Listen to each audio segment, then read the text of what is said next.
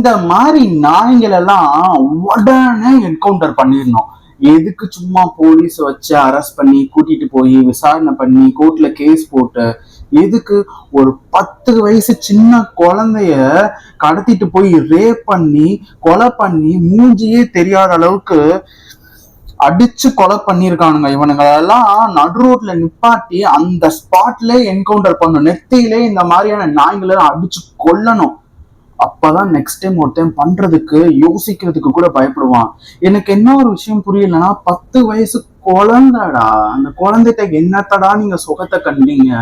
ஏன்டா நீங்களாம் என்னத்தடா சொல்றது? உங்களெல்லாம் இவங்களை எல்லாரும் என்னன்னா இந்த மாதிரி பண்றாங்கல்ல, அப்படியே மெயின் பார்ட்டை அறுத்துட்டு மிளகா பொடி மல்லிப்பொடியை வச்சு அப்பி நடு ரோட்லயே இங்கேருந்து வெயில்ல உச்சி வெயில நடக்க வச்சே இவனுங்களை சாவடிக்கணும்.